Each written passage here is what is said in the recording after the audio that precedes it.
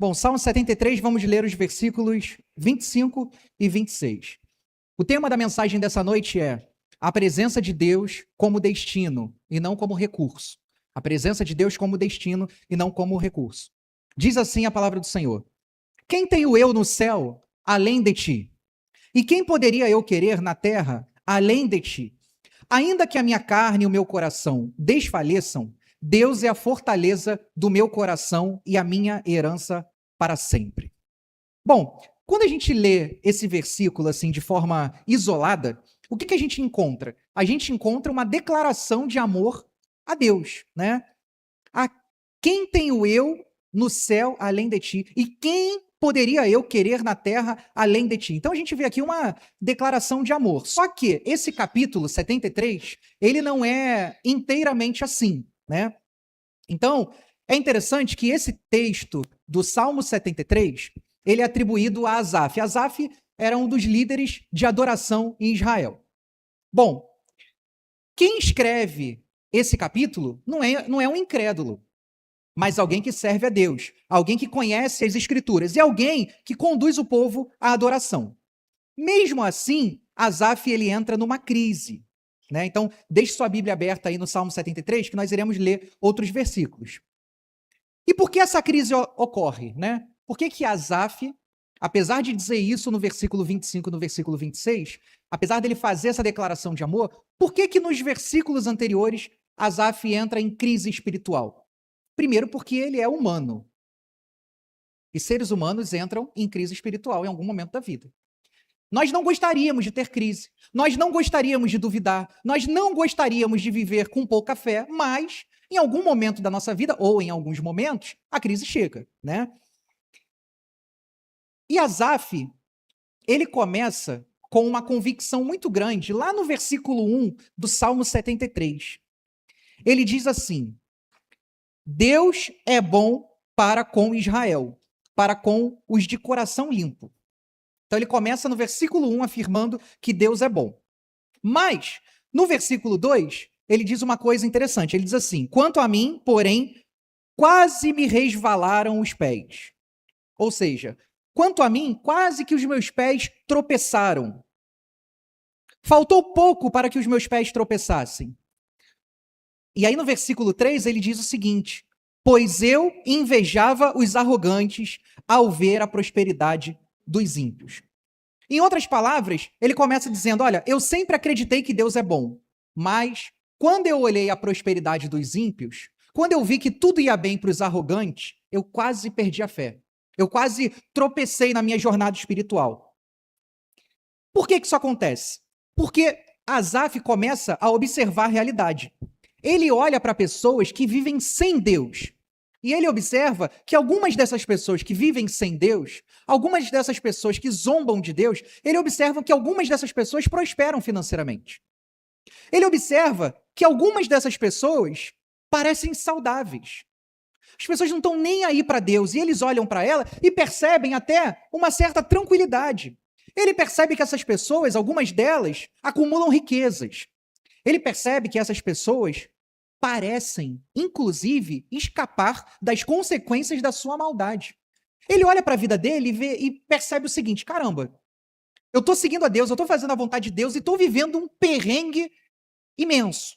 E eu olho para as pessoas que não estão nem aí para Deus e parece que elas escapam até das consequências das maldades que elas mesmas praticam.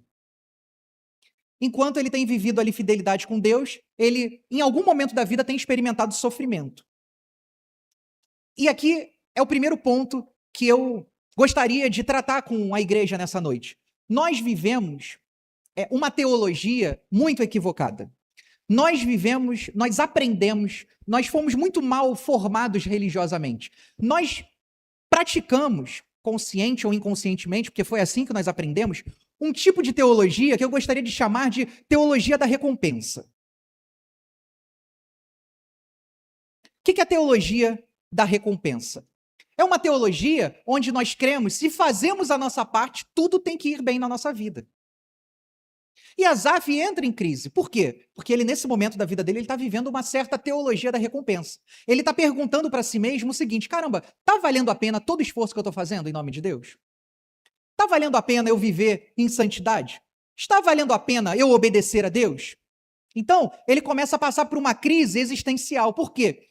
Porque a experiência de vida dele parece contradizer tudo aquilo que ele acredita sobre Deus. Então, essa teologia da recompensa nada mais é, ou ela apenas estimula uma fé baseada em benefícios. E uma fé baseada em benefícios, ela sempre vai entrar em crise. Guarde isso no seu coração. Enquanto a sua fé estiver baseada em benefícios da parte do Senhor, você vai viver inúmeras crises. Por quê? Porque existe uma maneira de viver espiritualidade que é profundamente religiosa, mas é muito desconectada do evangelho. É uma espiritualidade construída sobre uma lógica de troca. Ainda que ninguém nos diga isso em voz alta, a gente tem a sensação que se nós obedecermos a Deus, Deus vai nos proteger sempre. Se nós formos fiéis, nós iremos prosperar sempre.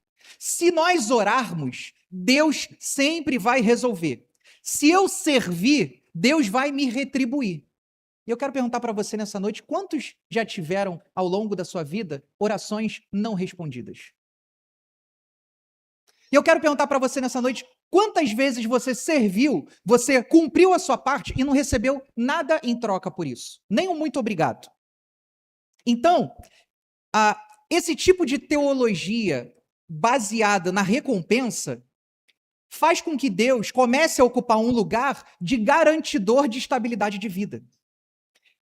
Deus deixa de ser amado por quem é e passa a ser valorizado pelo que ele entrega. É como se nós só amássemos a Deus pelo que ele pode nos proporcionar. Nós não amamos a Deus, de um modo geral, por quem ele é. Nós amamos pelo que ele pode fazer, pelo milagre que ele pode trazer. E essa lógica, ela não é nova. Ela acompanha a humanidade desde lá do Éden. Por quê? Porque o pecado sempre nos seduz a buscar os dons mais do que o doador. O pecado sempre nos estimula a querer buscar a Deus, que é o dono, buscar a riqueza de Deus, muito mais do que o dono da riqueza. Nós queremos uma vida segura, uma vida feliz, mas nós não queremos a comunhão, a relação. E é lógico que nós iremos desfrutar de provisão da parte do Senhor. Nós não estamos falando de um Deus que vira as costas para nós. Entretanto, Deus não irá sempre fazer as nossas vontades. E a vida que nós queremos não pode ser uma vida apenas baseada no que Deus pode fazer para nós. A nossa vida, ela precisa ser baseada numa coisa que nós temos deixado muito de lado nos dias de hoje, que se chama comunhão. E Asaf, ele olha para a realidade e percebe algo que a sua teologia não consegue explicar. Ele percebe que os arrogantes prosperam. Ele percebe que os violentos enriquecem. Eles percebem que os corruptos parecem dormir em paz. Esses dias eu estava almoçando com a minha esposa no bar do Nestor, lá em Nova Iguaçu. Quem me apresentou foi Renan. Vende um bife com cebola maravilhoso. Atrás de nós tinha alguns políticos. E eles estavam conversando em alto e bom som sobre corrupção, sobre quanto de dinheiro cada um ia conseguir. E eu estava enojado daquela conversa, porque eu fico pensando, cara, os caras não têm vergonha na cara mesmo, não. É dinheiro do povo, é dinheiro que não é deles, e eles estão preocupados com quanto eles vão ganhar. E você olha para eles, aparentemente, todo mundo ali com muito dinheiro. Isso é revoltante, porque são pessoas com dinheiro que não trabalharam para ter aquele dinheiro, roubaram dinheiro de nós. E Asaf, ele passou por essa crise, ele percebeu que os arrogantes estavam prosperando, ele percebeu que os violentos estavam enriquecendo, ele percebeu que os corruptos pareciam dormir em paz. E aí, quando ele olha para a vida dele, apesar dele viver em fidelidade, ele também experimenta muitas dores. Então, ele faz uma pergunta que às vezes a gente não tem coragem de fazer. Pô, será que vale a pena todo esse empenho que a gente está fazendo? Então, essa não é uma crise de ateísmo, não é uma crise onde nós duvidamos da existência de Deus, mas é uma crise de expectativa em relação a Deus. Asaf, ele não deixou de acreditar que Deus existe. Ele começou apenas a duvidar do tipo de Deus que ele havia construído dentro de si. Então, a nossa frustração com Deus tem muito mais a ver com a imagem que nós construímos de Deus do que ao Deus que corresponde a uma realidade que a gente não conhece. Então, nós vivemos uma crise de expectativa com Deus porque nós criamos um Deus no nosso coração, a nossa imagem e semelhança, não um Deus que corresponda à realidade. Por quê? Porque quando Deus é reduzido apenas a um recompensador da tua vida, qualquer sofrimento parece abandono da parte do Senhor. É como se inconscientemente a gente estabelecesse um contrato. Ó, eu sou fiel a você e você me livra das dificuldades. E aí eu estou sendo fiel e a dificuldade vem, o que a gente pensa? Quebrou o contrato comigo. Não cumpriu a parte dele, mas essa é uma teologia de recompensa. E é nesse momento que a fé de muita gente cai, desmorona. Não porque Deus mudou, mas porque a imagem que tinham de Deus não suportou a realidade. Então, existem pessoas que abandonam a comunhão, abandonam a igreja depois que perdem um filho. Outras abandonam a igreja, a comunhão, Jesus, depois de um divórcio. Outras abandonam tudo por conta de uma falência. Abandonam não porque descobriram argumentos contra Deus, mas porque acreditavam que Deus existia justamente para impedir que essas coisas acontecessem. É uma crise de expectativa que a gente vive.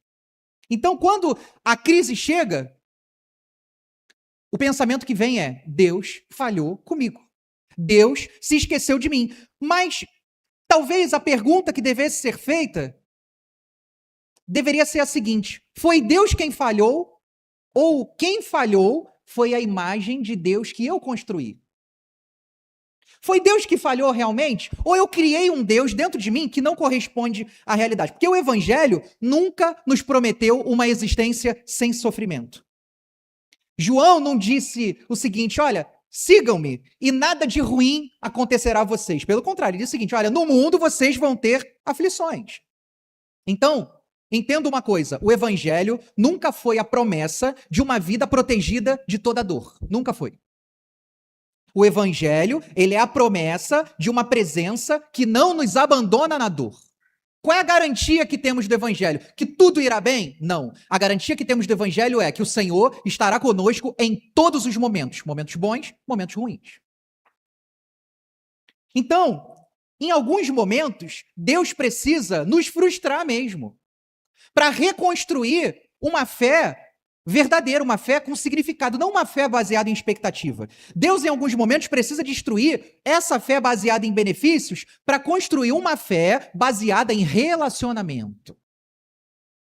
Porque enquanto Deus for apenas um caminho para uma vida melhor, qualquer crise poderá nos afastar dele. Então, quando Deus se torna o próprio bem, até as circunstâncias mais difíceis já não têm poder de romper a nossa comunhão. Porque nós estamos com Ele não pelo que Ele pode nos proporcionar, nós estamos com Ele pelo prazer da comunhão, da relação com Ele. Porque nós não imaginamos mais a nossa vida sem essa relação com Cristo. Então, talvez a pergunta que o Salmo 73 coloca diante de nós seja o seguinte: se Deus deixasse de responder todas as suas orações, mas Ele continuasse oferecendo a você a relação, a paternidade, Deus ainda seria suficiente na vida de cada um de nós? Se Deus dissesse o seguinte: olha, eu não vou cumprir nada que você quer, mas eu vou estar contigo em todos os momentos, Ele continuaria sendo Deus no coração de cada um de nós? Então, essa pergunta é a pergunta que separa uma fé utilitarista de uma fé amadurecida. Então, por que a gente precisa ressignificar até o motivo pelo qual nós estamos aqui na igreja? Por que você vem para a igreja? Você vem para a igreja para receber alguma coisa de Deus? Ou você vem para a igreja para ter comunhão, para desenvolver relação? Você vem para a igreja para ser abençoado, ou você já entendeu que é abençoado, mesmo quando Deus não cumpre os desejos do seu coração, e você aprendeu que existe algo muito maior do que as bênçãos de Deus, que é a comunhão, é a relação com Deus e com os irmãos. Então, o Salmo 73 desloca o centro da espiritualidade. Desloca o centro da espiritualidade de uma busca pelas mãos de Deus para uma busca pelo seu rosto. A maioria de nós estamos esperando, com as mãos assim, que Deus faça assim, que ele vire as suas mãos para nós e nos abençoe. Poucos de nós, poucos da igreja evangélica estão buscando não as mãos, mas o rosto do Senhor. Buscar o rosto e não buscar as mãos apenas significa alguém que está clamando por relação com seu Pai. O que você prefere? Você prefere que Deus vire as suas mãos para você, entregue nas tuas mãos tudo que você deseja, ou você prefere ter a oportunidade de fazer um carinho no rosto do Senhor e se alegrar com a presença dele, independente das circunstâncias que se apresentem na tua vida? O que você prefere? Que ele se porte como um Papai Noel que vai entregar o presente de Natal que você quer, ou que você tenha a oportunidade de abraçar Jesus e de ouvir qual é a vontade dele para sua vida? Então, o sofrimento, ele revela qual é o nosso objeto de adoração. O sofrimento revela isso. Porque existe uma diferença entre criar uma crise e revelar uma crise. O sofrimento, ele raramente cria uma crise. Por mais paradoxal que isso pareça ser, o sofrimento não cria uma crise. O sofrimento revela uma crise.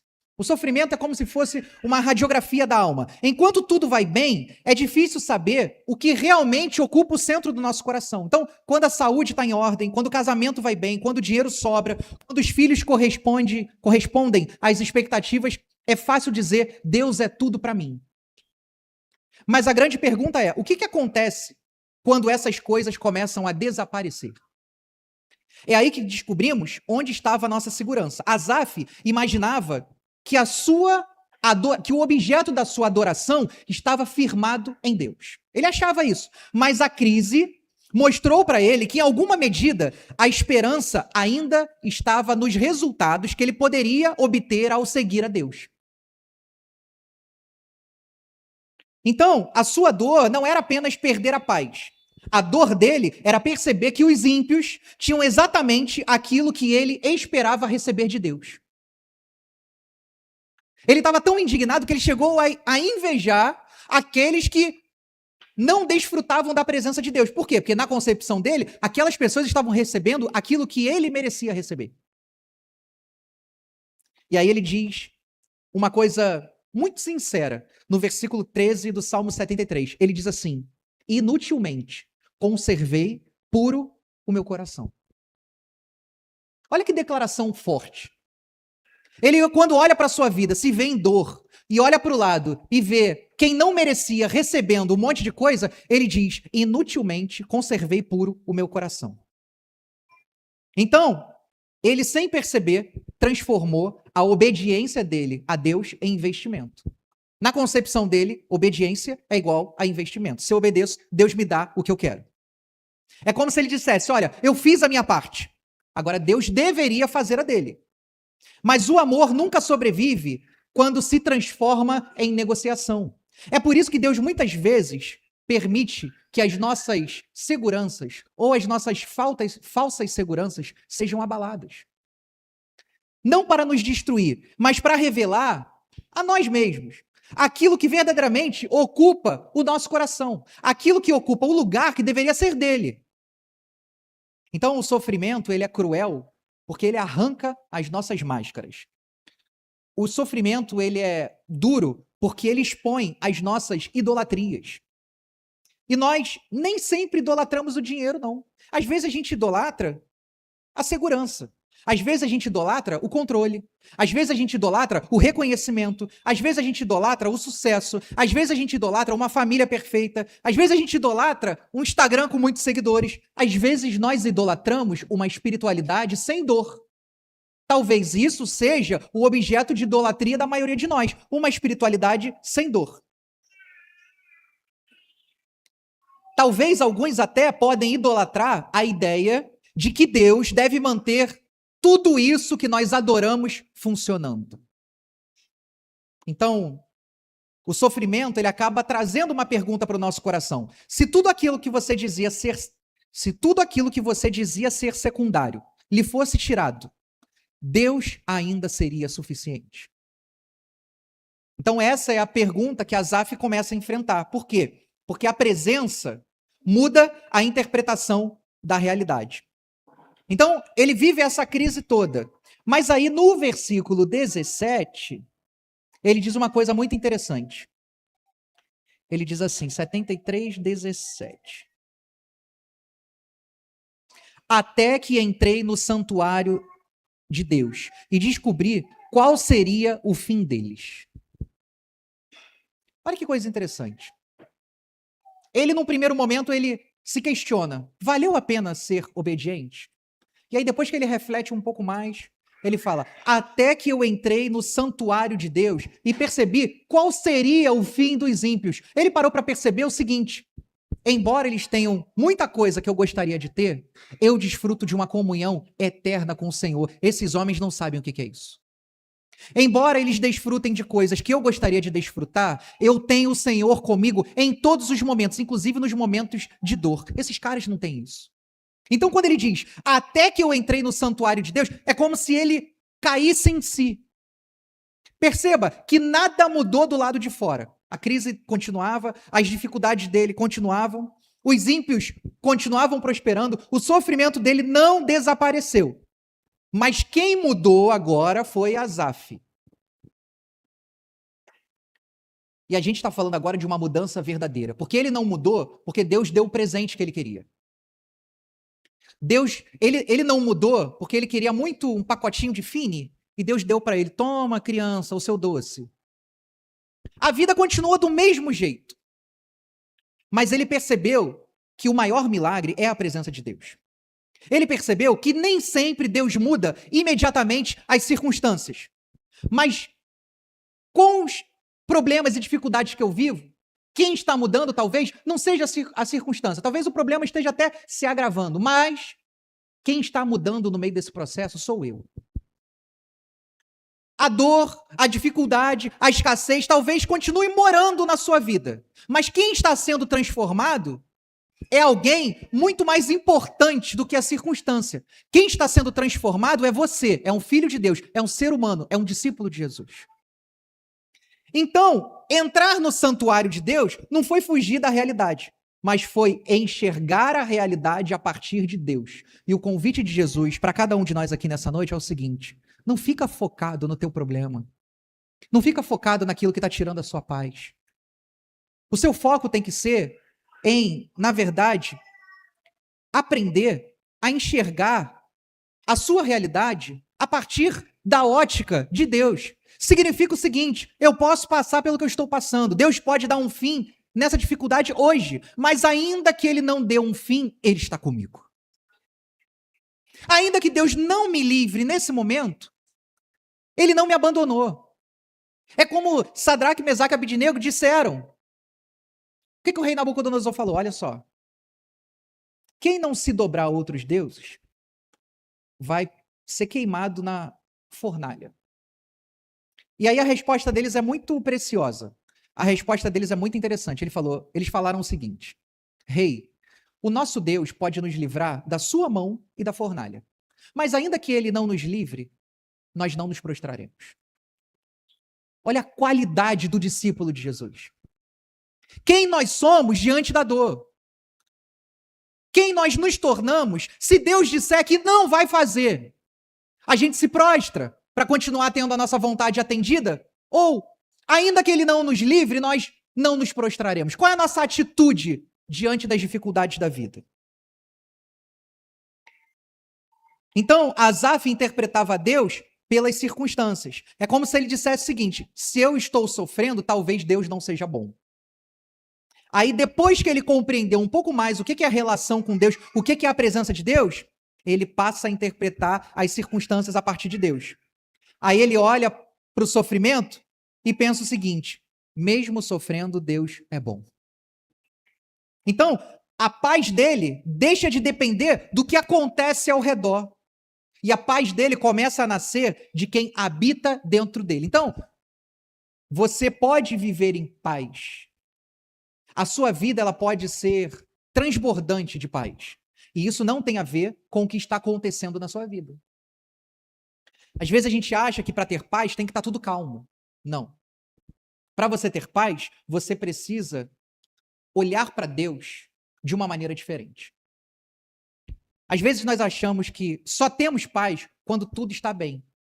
Mas no meio do caos, no meio da guerra, você pode parar, fechar os seus olhos e dizer: Senhor, eu não sei o que vai ser, eu não sei como vai ser, mas eu sei que tu estás comigo, e isso é suficiente, e isso é tudo que eu preciso. Então, uma fé madura não é uma fé que te livra do dia mal, mas é uma fé que te faz permanecer apesar do dia mal. Uma fé madura não é uma fé onde Deus realiza tudo o que você quer, mas é um discípulo que continua com o coração de discípulo, apesar de Deus não realizar aquilo que ele gostaria. Aí, nós chegamos no versículo que nós começamos lendo. Depois de toda essa crise espiritual, ele diz: quem tenho eu no céu além de ti? Ele continua dizendo: não há outro na terra que eu queira, obrigado, mais do que a ti. Agora ele está falando: olha, para eu adorar a Deus, não importa o que eu esteja passando, porque o que eu preciso de verdade, eu já tenho, que é a presença de Deus. Aí ele olha para as circunstâncias e diz: olha, não há quem tenho eu no céu além do Senhor. Não há benefício ou não há crise suficiente para me fazer desanimar daquilo que é a razão da minha vida, o Senhor. Então, Asaf chega a essa conclusão não porque a sua vida melhorou, mas porque a sua visão foi curada. Eu quero dizer para você, em nome de Jesus, o seguinte: você não precisa que a sua vida melhore para a sua relação com Deus estar bem. Você precisa que a sua visão seja curada. Você precisa compreender que Deus continua com você, apesar do que você está passando. Então, o maior milagre não é quando Deus muda as circunstâncias. O maior milagre não é quando Deus muda a nossa realidade para preservar a nossa fé. O maior milagre é quando Deus muda a nossa fé para que ela permaneça firme, mesmo quando as circunstâncias não mudam. Tem gente que é impressionante. A vida está desmoronando, a pessoa está com um sorriso no rosto. Tem gente que encontrou uma coisa que tu fica assim: cara, se eu estivesse passando pelo que ele está passando, pelo que ela está passando, eu não aguentaria. Como é que essa pessoa consegue sorrir? O objeto de adoração dessa pessoa não são as bênçãos que Deus pode proporcionar. O objeto de adoração dessa pessoa é a presença de Deus que habita dentro dela. O que ela valoriza não é o milagre que Deus pode proporcionar. O que ela valoriza é o privilégio de ter a presença de Deus dentro dela. Então, se eu fosse você nessa noite, não que você não possa pedir por milagres, tá? Não é isso. Mas eu quero te estimular a ter uma vida que não apenas busque isso.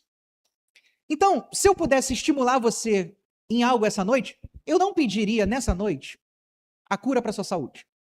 Eu não pediria nessa noite, talvez, a provisão financeira. Eu não pediria uma porta aberta. Eu não pediria um emprego novo. Eu não pediria uma relação nova.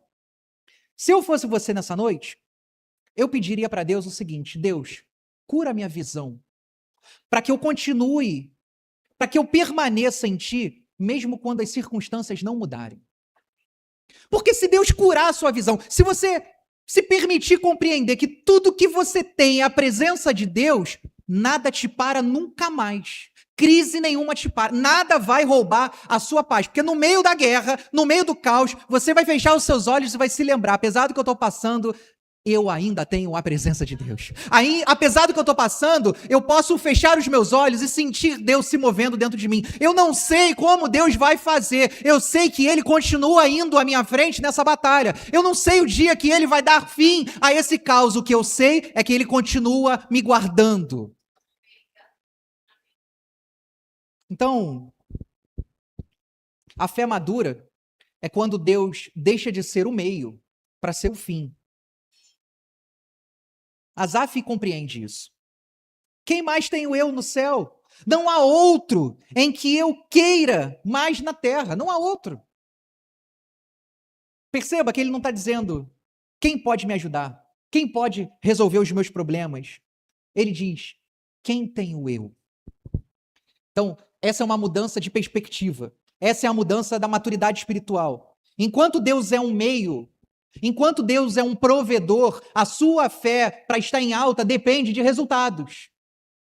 Por que as pessoas vão de igreja em igreja? Porque se a campanha não deu certo na igreja A, ela vai para B, para ver se lá a campanha é mais forte.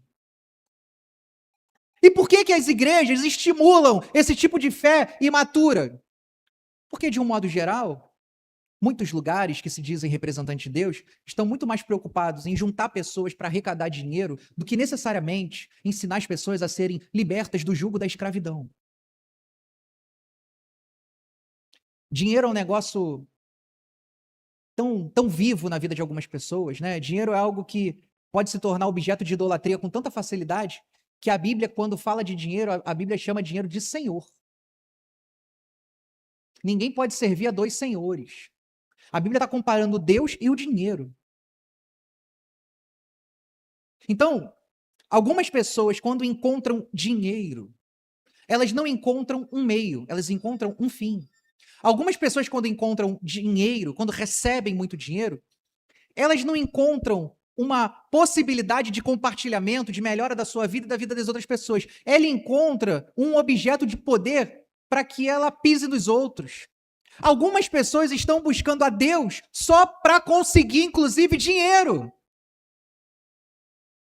Então, quando Deus se torna um fim, a sua fé encontra descanso. Porque agora você não entra mais em crise espiritual, apesar do jejum, apesar da oração, apesar das horas que você investiu. E se Deus não fizer o que você quer, a sua fé encontra descanso, porque você vai entender, talvez, não seja da vontade de Deus isso que eu estou pedindo, ou talvez até seja, mas esse não seja o tempo e eu não vou ficar sofrendo, eu vou me concentrar em estar com o Senhor. E as coisas vão acontecer no tempo dele. Então, o discípulo maduro, ele não ama a Deus porque Deus faz milagres.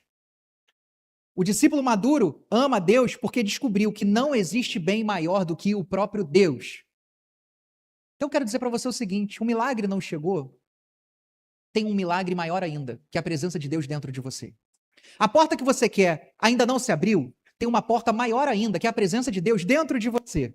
A cura que você deseja na totalidade, parece que ainda não aconteceu. Existe uma cura maior ainda que se chama Jesus, que resolveu habitar dentro de você. A libertação em alguma área da vida que você deseja ainda não chegou. O grande libertador da sua vida poderia morar em tantos lugares, poderia morar em palácios, mas ele resolveu morar dentro de você. Ou seja, tudo o que nós precisamos, nós já recebemos. Então, por que esse desespero com relação a algumas coisas menores que não aconteceu, se tudo que nós precisamos, nós já recebemos? Porque o nosso foco está no lugar errado. Nosso foco, o nosso objeto de adoração são migalhas. São migalhas. Nós nos esquecemos que a presença de Deus, que é o maior bem que nós podemos ter, ela já habita em nós. Então, entenda uma coisa, a maior herança que um discípulo pode receber nunca foi alguma bênção respondida em alguma oração que você fez. A maior bênção que alguém pode receber nunca é uma provisão que Deus te entrega. E no versículo 26 do Salmo 73, ele diz uma coisa interessante. Deus é a fortaleza do meu coração. Ele é a minha herança para sempre.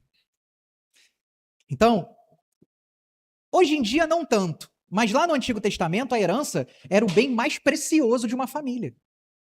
Né? Hoje em dia, quando alguém da família morre e deixa a herança pra gente, é um terreninho em Jacutinga, com 4 irmãos para dividir, é um negócio meio assim, né? Com uma briga danada, né? No sepultamento, o defunto nem esfriou, o pessoal já está fazendo a repartição do que sobrou. Já está dividindo por 4 um carro financiado. É assim, herança hoje em dia é assim, né? Mas herança antigamente era um negócio sério. Herança era segurança, era futuro. E aí, Asaf não diz que Deus lhe deu uma herança. Ele diz que Deus é a sua herança. Então esse é o coração do evangelho. O maior presente de Deus nunca foi saúde, prosperidade, cura e sucesso. O maior presente que Deus te deu sempre foi Ele mesmo. Então, todas as bênçãos são temporárias. É quando alguém chega para Paulo e fala, cara, não vai para lá não, porque se você for nessa viagem missionária, a turma lá quer te matar. Se eu morrer, é lucro. Paulo chegou num nível de valorização da presença de Deus que se ele morresse naquele momento, ele ia desfrutar mais intensamente de alguém que ele já tinha. Ele já ia estar mais próximo ainda de uma presença que já habitava dentro dele. Então, todas as bênçãos são temporárias. Somente Deus permanece quando tudo passa. Então, a religião utilitária pergunta para Deus: o que você pode fazer por mim? O Evangelho já nos pergunta: mesmo que tudo nos seja tirado, Deus continua sendo suficiente? A religião transforma Deus em um recurso para alcançar uma vida melhor. O Evangelho revela que a melhor vida é aquela reconciliada com Deus, independente das circunstâncias. É por isso que Deus não veio apenas para nos dar uma vida melhor. Jesus veio para nos reconciliar com o Pai. Na cruz, Deus não entregou apenas uma solução para os nossos problemas. Na cruz, Jesus entregou a si mesmo. Então, essa é a diferença do evangelho para a religião. A religião promete que se você encontrar Deus, sua vida vai ficar melhor. O evangelho anuncia que, quando você encontrar Deus, você vai descobrir que encontrou aquilo que você procurava a vida inteira, ainda que a vida continue difícil. Então, esse é o ponto em que a fé deixa de ser uma negociação para se tornar comunhão. O que é fé para você? É uma oração forte para você receber alguma coisa? Ou a fé é comunhão para você permanecer com Deus mesmo quando Ele não realiza o que você quer? Então, o que você espera que Deus faça por você? Essa não é a pergunta correta. A pergunta correta é: se Deus lhe desse só a sua presença, sem te acrescentar mais nada, Deus ainda seria suficiente? Então, para fechar, o evangelho é a boa notícia de que em Cristo Deus deu a si mesmo. E quem encontra Deus descobre que não existe herança maior, destino mais alto ou riqueza mais duradoura do que viver em sua presença. É isso que é o evangelho. Então, você que está se lamentando pela vida que tem, pelo que você está passando, eu quero te encorajar a se alegrar pela presença que habita dentro de você. E eu quero fazer uma última provocação, que é o seguinte. Nós temos uma régua para a igreja muito alta. As pessoas desistem da igreja muito fácil. Vou exemplificar para ficar mais fácil. Por exemplo, tem pessoas que se relacionaram com outras. E aí se descobriram numa relação abusiva. O que algumas pessoas fazem? Deixam aquela relação. Relação abusiva, né? Mulheres que quase foram vítimas de um feminicídio, o que elas fazem? Abandonam aquela relação para não morrer. O tempo passa, essa mesma mulher conhece outra pessoa e tenta outra relação de novo. Algumas acabam escolhendo, infelizmente, por conta de questões psicológicas mal resolvidas dentro de si, acabam escolhendo outros abusadores. Mas eu não quero entrar nesse mérito. O que eu estou querendo dizer é, algumas pessoas passam dificuldades numa relação, mas não desistem de se relacionar. E não tem que desistir mesmo. Porque nem todo mundo é igual. Algumas pessoas se frustram numa amizade. E aí se decepcionam com um amigo. Mas ao longo da vida, constroem outras amizades. Algumas pessoas, no seu emprego, de repente, sofrem assédio moral. E aí elas desistem daquele emprego. E tem que desistir mesmo. E aí elas começam a trabalhar num local que as respeite. E tá certo, tem que ser assim mesmo. Agora, quando chega na igreja e alguma pessoa sofre alguma coisa, ela desiste da igreja e acabou, mata a igreja dentro de si. Aí eu queria perguntar para você, por que a régua com a igreja é tão alta e com todas as áreas da sua vida, todas as outras, você dá outras oportunidades? Por que com a igreja a gente trata dessa maneira? Por que eu estou falando isso? Não estou falando que você tem que congregar e continuar congregando numa igreja, talvez, que você seja abusado religiosamente. Tu tem que sair fora de lá mesmo. Mas não demore tanto tempo para encontrar uma comunidade de fé séria, porque existe por aí. Então, eu tenho pessoas que congregam conosco, que se decepcionaram em alguma comunidade de fé, ficaram 9 anos, 15 anos, 20 anos sem frequentar uma igreja. E aí eu pergunto, se nas outras decepções, nas outras áreas da sua vida, você tentou novamente, num tempo muito mais curto, por que com a igreja dessa maneira? Talvez eu tenha essa resposta. Talvez porque a nossa fé seja uma fé infantil. E aí, eu quero te encorajar um dia, procura o Maicon, que estava aqui cantando, e pergunta para ele tudo que ele já sofreu dentro da igreja.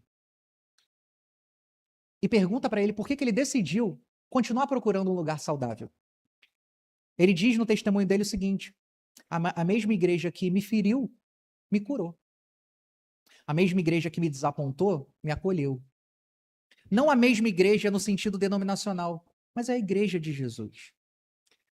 Então eu queria dizer para você, não seja tão rígido com a comunhão. Não seja tão rígido com as pessoas da igreja. Dê uma nova oportunidade para elas. Se ficar insustentável a sua permanência em determinada comunidade de fé, procure outra, porque tem igreja séria que faz muita diferença na vida das pessoas.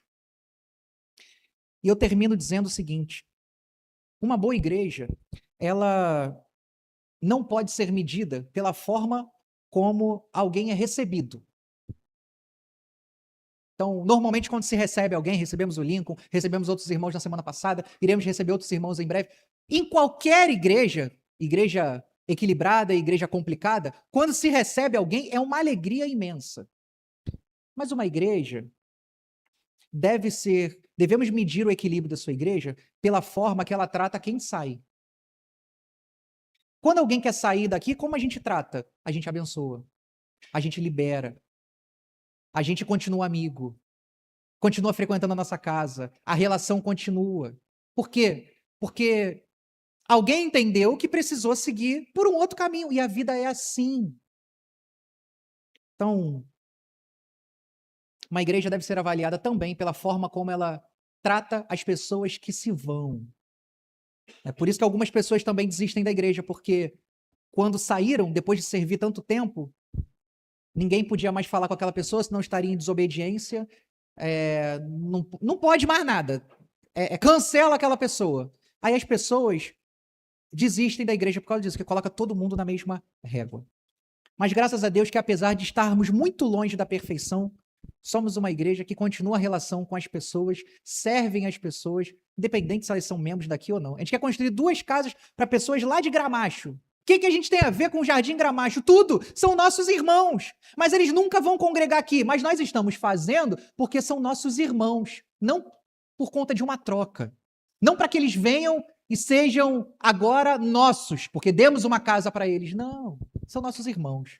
Ainda que congreguem em outro lugar, são nossos irmãos. Amém? Quantos podem dizer glória a Deus?